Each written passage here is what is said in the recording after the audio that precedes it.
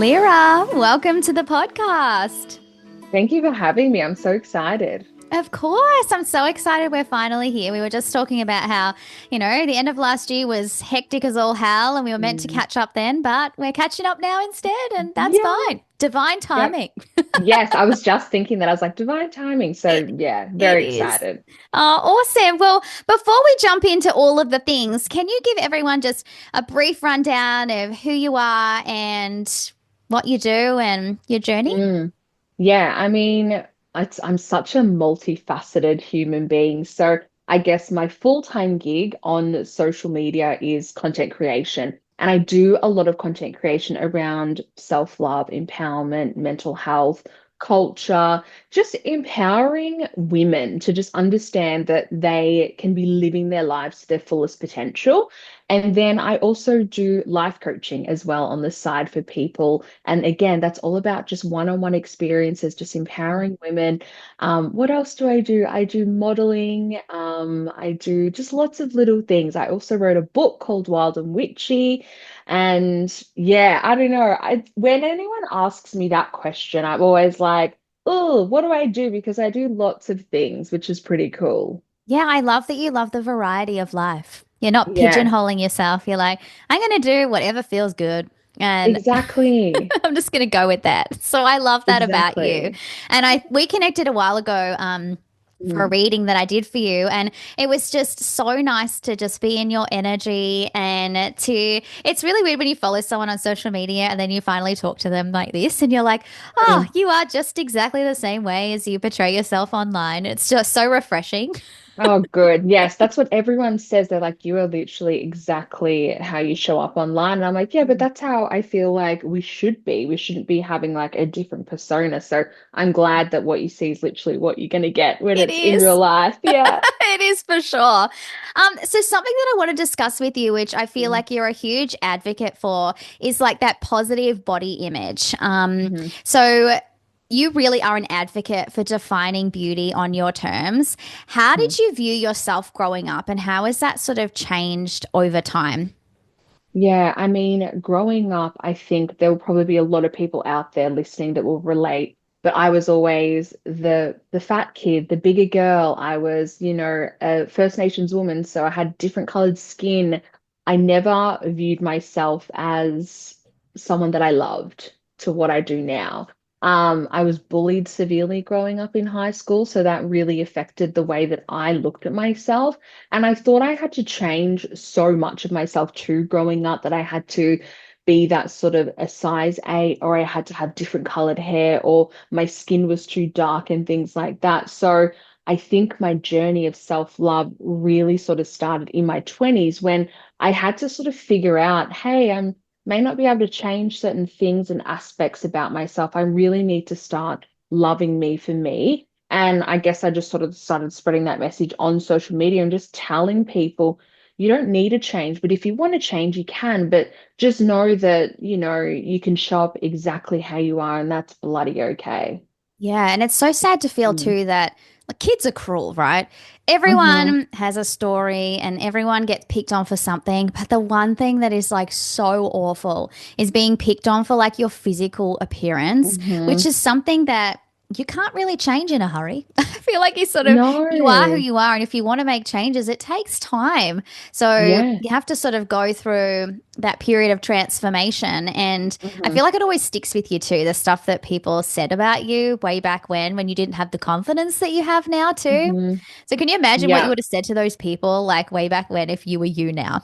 You would have been I like, know. seriously? Yeah, I know. Well, it's so funny that you say that because probably about 2 years ago, I had one of my bullies reach out to me on social media and just sort of like send me this really big message to say, hey, I'm really sorry for the way that I treated you.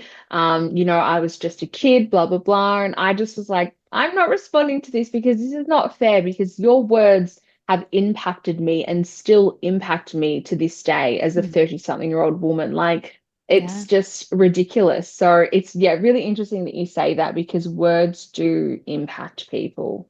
They do, and they cut deep and they Mm, stay with you. It doesn't matter how much healing you've done, it's still like the crux of your mm, foundation is filled with all of that toxicity and that awfulness. So, how funny that they just felt the mm. need to Yeah, reach out. And it's I so random. know. And it's not like you're holding on to it or you're wanting to be mean or anything, but it's like when you engage with people like that, you're kind of taking yourself back to that place and that Mhm. version of you and that different lifetime because it feels like a different lifetime ago. Yeah, it Those really people. does. I read the Yeah. same thing actually, where I put a post out. I can't remember what it was about, but it was referring to high school and something that someone had said about me. I haven't heard from this person. Don't even speak to them. Like, so weird. And I felt like I was in high school again because someone had sent it to this person who had sent it to that person Mm, who sent it to this person. And then they messaged me and they're like, oh, are you talking about me in that reel and blah, blah, blah. And I just deleted it. I was like, come off it. I'm like, like, this is oh my you God. said when we were like teenagers, which was Hmm. bullshit, but mean. And now it's gone through the grapevine of like my old high school people. I'm like, are you Mm, freaking kidding me right now? What are I we in? can't. Yeah, I can't. It's so Yeah. ridiculous. And I don't know if they're like making that commentary or reaching into our DMs as a form of validation for them because it's Mm. doing no sole purpose to me. It's just them validating themselves to make them feel good. Yeah. But yeah, it's so interesting. Oh my Super gosh. random. Oh my gosh. So when it comes to like how you were feeling around your body image because of what was Mhm. said to you like growing up, what did that lead to? Did you do all of the fad diets Mm, and the limiting yourself and like what happened? Because I feel like that as women, we restrict ourselves so heavily. And even myself, I am so aware of the fact that I get really addicted to things. So if I used to have like my Apple Watch that I would wear, and I'd be like, how many steps and how many this and la la mm. la. And I'd get so fixated on it that it became so unhealthy that I just can't do shit like that anymore. Is that how what you went into as well? I mean, I feel like in my 20s and my like late teens, I definitely was caught up in that like fad diet era. And it was like, I remember the soup diet. And I think it was normalized in our household because my nan and my mum were doing it. And I just Ah, kept thinking, like, is this what we do? Like, we just get into this like vicious cycle of going on fad diets and taking these shakes and having these dumb soups. And I mean, it probably worked, but long term, it's not a sustainable thing. So I definitely think in my 20s, it was just this era of exercising to lose weight, whereas now I exercise for my mental health. I was fixated on having a particular type of body. I thought that if I was going to be a size 8 or 10, the world would see me as the most beautiful person ever when in reality, I could be a size 16 and people could still see me as the most beautiful person ever. So I think in the 20s, it was really hard because not a day went by where I just wasn't thinking about my body or mm, my weight. So I think now I've come to this realization of, yep, I do movement just because I love it. And I love mindful movement and I love joyful movement. And it makes me feel good, like mental health wise. I mm, eat because it's nourishing for my body and it's fueling my body. And I'm not looking at food as sort of a restrictive thing like I did throughout my 20s. So I definitely think it's been a journey. And a lot of women are going to relate to that, where we just get so stuck and fixated on a particular thing or an idea of how we should be looking. But in reality, it's like we should just be moving because we enjoy doing, mhm. mindful movement, and we should just be eating food because we love like good, yummy food, and it's okay. And we don't need to restrict ourselves. Absolutely. And I Mm, think that that's the thing. It's the intention behind it that mhm, switches when you start to look at things from a different point of view. Like, yes, you might want to get healthy and fit and feel really good about yourself, but that doesn't equal restriction and mhm, negativity and toxicity and all of that shit that comes with thinking that way. I just think that it's a really dark path that you can get down when mhm, you start to restrict yourself in that kind of way. And I just remember when I was younger and I did ballet, so it was all about I was the fat one. I wasn't even fat. mhm. Like I look at some of Yeah. the photos and I'm like, I Mhm, am not even that big. But I mhm. always felt like the big one because I had Yeah. an ass and boobs and all the things. Mhm, And I just remember, even we were talking about it the other day. Actually, this is so weird.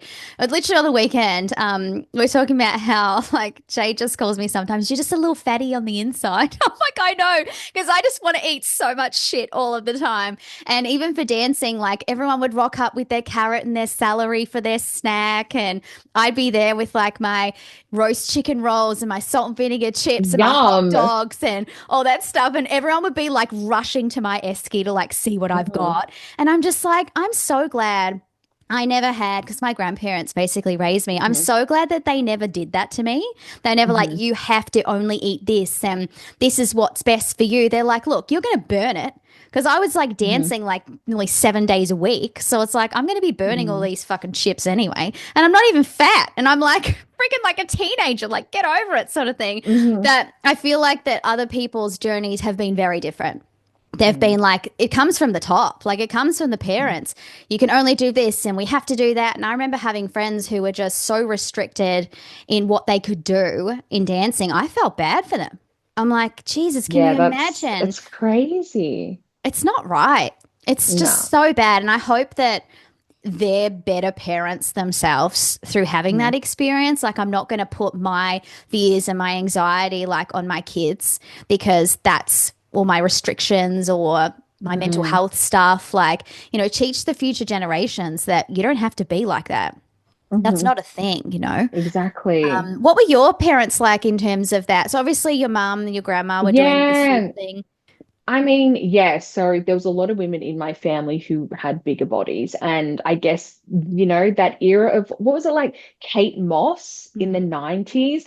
And I just remember mum like, doing the soup diet. And I was just thinking, you just can't eat soup 3 times a day. This makes no sense. Not that she would no. enforce that on me, but Mm, I think viewing at it from such a young age you think, oh, that must be normal. That's really normal to eat 3 bowls of soup for the day, and that's your food intake, and you'll have fuel from that nourishment. When in reality, that's not the case. It was a fad no. diet. Mm, Yeah. So my parents would never enforce that on me. mm, But having said that, I think there was some pretty toxic things that sort of led me to think, oh, this is normal. It's normal yeah. to be like on a shake diet for a few months. Oh my Like God, the that's just shake it's thing. so silly. Yeah. I I mean, know. I still see women doing that and Mm, promoting that. And I just think, no, if I have children one day, I don't want my daughters to grow up thinking that having 3 shakes a day is going to be the norm because food is there to be eaten and it's there to fuel and nourish your body. So hmm. yeah, it's interesting because I just think, oh my God, the amount of like trauma that we put our body through with this sort of cycle of fad diets because we think we need to look and be a certain way is just, it's mind-boggling. It is, absolutely. And I think even like we had soup last night. Jade hates soup. It's like her Mm. thing. She's like, she even said to me, and I just laughed so hard. She goes, why would I eat soup? I don't want to drink my dinner. I have teeth. Like facts, they're speaking facts. I was So like, well, we do have teeth. We could be eating something, but I love soup. I do have it like occasionally, but yeah, Jade hates it. She's like, I've got teeth. I need to eat that's dinner, not funny. drink it. So random. Okay, switching gears. So Mhm. you have bravely shared so much of your story, Mhm. like on your social media, out there in the public eye, of how you got to a point where you hated your body like so much Mhm. so that you were self-sabotaging, Mhm. drinking, binge eating, like that really toxic cycle. Mhm. How did you get out of that? And how did you sort of point yourself towards like your current fitness journey, I guess? It Mhm. must have been like a replacement for all of that. It was the wellness that you were walking towards. Mhm. How can you explain like what happened there, how you got into that and Mhm. what the pattern was and how you got out of it? Yeah, I mean, when we're talking about that, it's so interesting because I feel like I've been through 2 major sort of shifts. One in my 20s where I was self-sabotaging with alcohol and drugs. I was Mm, partying every weekend. When I say I was partying, I was drinking and doing drugs from mm, Friday night up until Sunday morning, just wow. because I wanted to escape the reality that I was currently in. And the reality was dealing with the grief later on in life of my mum passing away, absolutely hating myself and the person that I was. So I looked to other resources as an outlet for me to just cope with everything. The way that I sort of got out of that cycle, because it was a solid nearly 2 years of that, was a friend sort of said to me, "Hey, like, what are you actually doing? This is not good. You're gonna end up in the ground if you keep like going in this cycle." And yeah, that was one of the steps, was a friend just saying, come on, mate, like what are you doing? And I had to change my relationship with alcohol. I had to really understand who my friends were and disengage from friendships that were impacting me as a person, and just we all had those party friends when we were growing up, and they were just impacting me, and I just had to disengage from it. And then I sort of lent into spirituality, and that was sort of the biggest thing for me. And that was in my late 20s. And then it probably wasn't until I want to say maybe 3 years ago, I got into another cycle, not with alcohol and drugs, but more so with binge eating, because I just wasn't happy with my body, and I wasn't happy with every time I looked at myself, I was like, you are ugly, you are disgusting, like, who is going to love you, blah, blah, blah.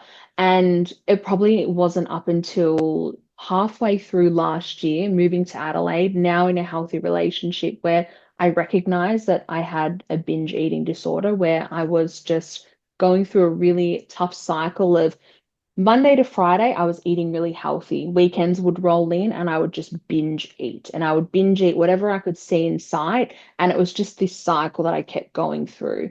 And then I just sort of reached out to someone last year. I got some help that I needed. Now I work with a nutrition coach who sort of guided me on how I should be fueling my body, because I was exercising so much.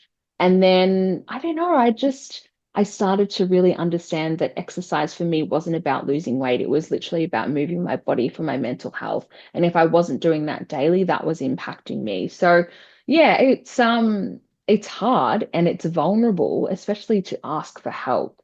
So I think if anyone is going through something similar like that, don't be afraid to ask for help where you need it, because there is people out there that will help you. Definitely. And it's Mm, brave.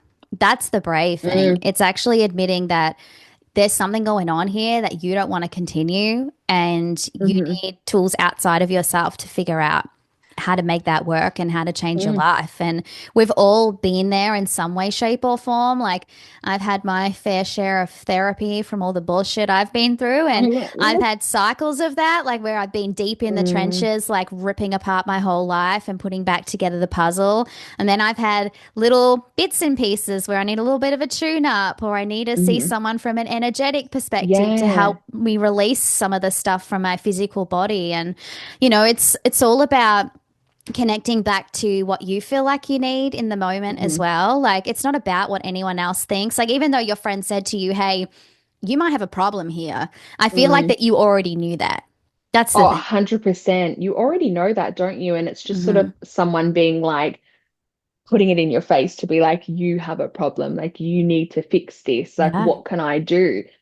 There is only so much that your friends and family can do. So I think it was a lot of being vulnerable in that sense, and really just going inwards a little bit, like you would say, doing the healing work, and just being super uncomfortable with dealing with your shit, which we Yeah. probably all still are dealing with. But Hmm. yeah, it was definitely an uncomfortable time. And I feel like I'm going through that again now. I'm going through the motions of just sort of like figuring out who I'm becoming as a woman and things like that too. So Mm. yeah, it's hard. And like kudos to anyone who actually decides to do that work, because a lot of us don't do any of that work our whole lives. And I just Hmm. think, nah, I will face that up head on to Hmm. fix my shit. Yeah. Yeah, I'm the same way. I'm like such a massive believer in reincarnation, and I am fucking done. I've said this before. I'm like, I ain't coming back for another round. Like, I will cut out Mm-hmm. every Tom, Dick, and fucking Harry I've ever met so that I can have this last lifetime. I am Yes, not interested. yes. Too much toxicity, too much trauma. Like, Mm-hmm. I'm unpacking it one step at a time and Mm-hmm. dealing with things as I need to. And we all have shit and we all have stuff that's going to come up in our lives. But the best thing that you can do is to tap into your spirituality. It Mm-hmm. is to call on your loved ones to help you find the tools, help you find the way. Even if you know you have a problem or you're feeling unlike yourself, just ask for the next puzzle piece. Ask for the Mm-hmm. next step. You don't have to have all of the answers. You don't have to go and lock yourself up and go into an institution and try and fix yourself. You can literally just go, I need the next piece. And they might just put someone in front of you that says something that you really need to hear. Or they might, say, hey, I've got this person who you could meet with. And you go, oh, there's the next puzzle piece. Mm-hmm. It doesn't have to be that complicated. Just talk to your spirit team. They're always, always listening. And throughout this process of you breaking those cycles for you, have you been leaning on your mum in the spirit world to help you through? Especially last year and coming into this year, definitely. I feel like I'm like, okay, mom, like give me a little sign or give me some guidance. Am I on the right path? And it's so funny because her favorite color is purple. And sometimes it'll just be like a flower I'm on my walk. I'm like, oh yeah, purple flower, perfect. Mum's giving me like the all clear or she's around or a song will play on the radio. So definitely I'm always asking mum for guidance. And I know Mhm. she's sort of like just lingering around when I need her, which is really nice. Yeah. And I feel too that she'll always deliver. That's the thing. In Mm, some way, shape, or form, she will deliver because she's so connected to you. And I know you feel that because you're very spiritual mm, yourself, but she's definitely your number one supporter. And yeah, which is nice. it's so nice. And I feel too that your relationship has completely shifted like you as a person. I Mm, feel like finding somebody that finally sees you for the person that you truly are, like warts and hmm all. I just feel like that's transformed your life. Do you feel that? Like that hmm union is amazing. Yeah, big time. I think, yeah, it was like I was saying to Imogen, my fiance, I was saying to her, she is the first person in a relationship where I felt like I haven't had to just like dim my light or I've had to change. I can just be my quirky self and there's no judgment. And I can be my messy self and there's no judgment, which I really love. And I just haven't had to change anything about myself since being in this relationship, which is like crazy to me because every relationship I've been in, I've just sort of like molded myself to make them happy. Mm. But this, yeah, it's like the healthiest kind of love, which is great. Hey, ho, lime glow. Hey, ho, lime glow. Go get some. Oh, it's so nice. I'm so happy for you. Yeah, You thank needed it. you. I feel like you Yes, you I needed needed that. it. It's like your little Yes, puzzle piece that was missing, and your mum's just gone. literally. Yeah, literally. Yeah, puzzle complete. Oh, I love that. Oh my God. By the way, I'm watching all of like the runs you're doing and your Oh my marathon gosh. training and all the hmm things. And I know that you were like training and training and training to do hmm like a big event and then you injured hmm yourself. Oh I my did, God. yeah. Oh What wow, the wasn't that the hell? universe?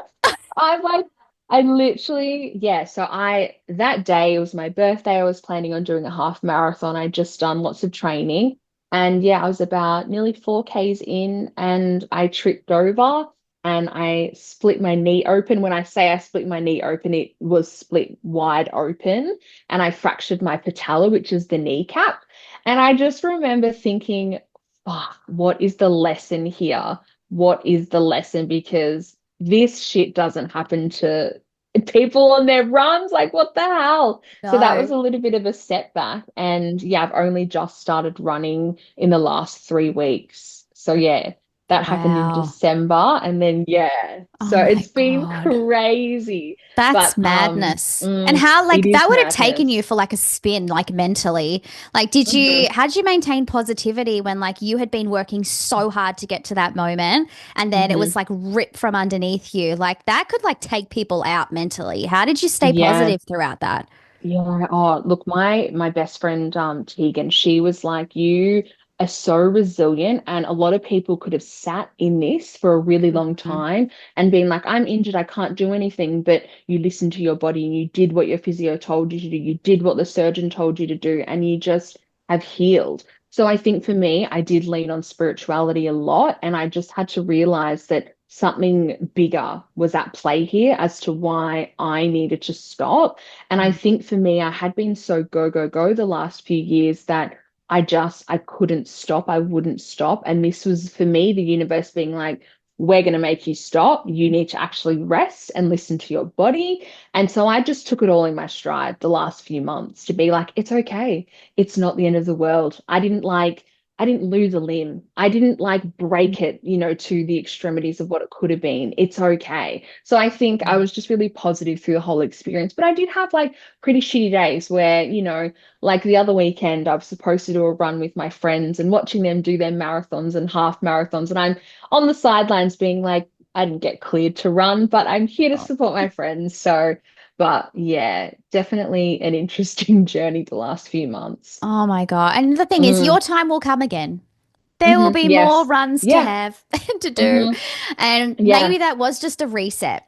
Like end of the year, hmm let's reset you. Let's get you in a different space. And I think hmm sometimes too, when something's taken away from us, we really figure out how much we actually love it or if we don't. And hmm it just helps you see things from a totally different lens. So that was probably your spirit team's way of not subtly telling you to like pump the Yeah. brakes and reset and come into this year with a totally different energy and vibe. hmm So maybe it wasn't Yeah. such a mistake Yes, after I all. agree. Yeah, I completely agree with you. Yes. Well, for anyone who's sort of like stuck in that like lack Mm-hmm. mindset, and, let's just say, as you said, it could have been a totally different scenario for you. You could have sat hmm in the darkness and not allowed yourself to sort of see the silver linings to all of this. If there's someone right now who is stuck in that lack energy, like, oh, nothing works out for me, nothing happens good for me, hmm what advice do you have for people or tips to sort of bring them out of that darkness? Well, I mean, if you're sitting in that, not the victim mentality, but the mentality of why me? Why isn't this working? I just want you to stop and I want you to pause and I want you to just take a moment and look around you to see what you currently have and understand that the current season that you're in is absolutely okay. You may not be where you want to be, but where you are is exactly where you need to be right now, and that's okay. I think we just get so fixated on like the future where it's like, let's just bring it back to the present. Let's just worry about what's in front of us now. So I think that's how my brain works now. I'm like, this is what I've got in front of me, and that's beautiful and that's okay. And I'm just going to make do with what I've got. And then the rest will come. So that's probably my best advice for anyone that is stuck in a little bit of a shitty mindset or just that the frustration of just like, why the fuck me? Let's just Mm-hmm. focus on what's in front of you at the moment and it'll be Yes. okay, I promise. I love that. And I think that's Mm, that whole let's take things one step at a time. Let's mm, compartmentalize everything, deal with everything individually. You don't have to deal with everything all at once. And mm, one thing that Jade always says to me, which I love, is if you sit in that moment, like you said, sit down and take a minute to yourself and just think, like, what's wrong right now? Like in mm, this current room, in this moment, right now. Is the house burning mm, down? Nope. Are you just sitting in a mm, room by yourself? Yes. So what's actually wrong in this moment? Not mm, really much. It's just all the things you're mm, worrying about what could be or what was rather than what is.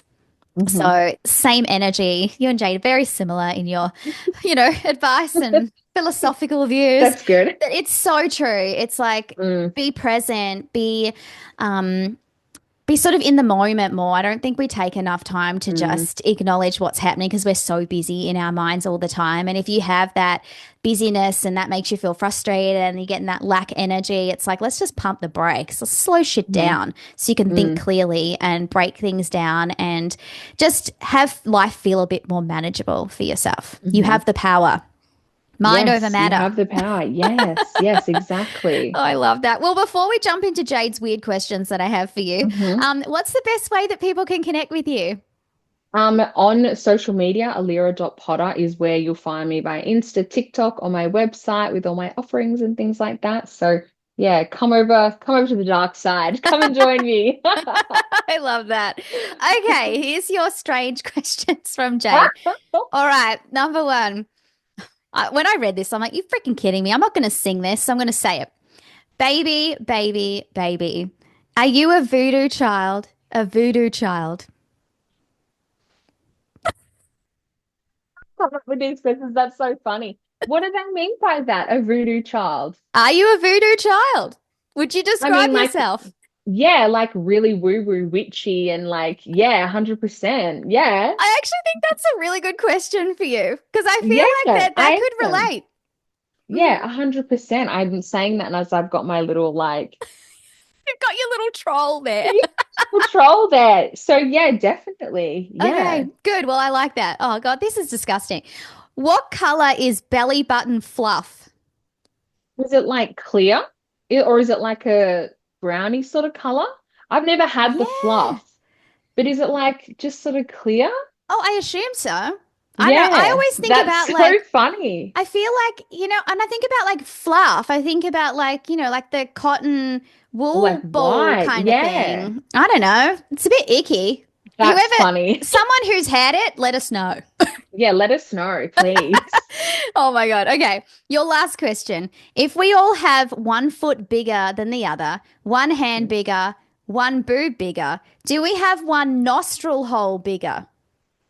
Yeah, we would have to, wouldn't we? I reckon we Do we? would.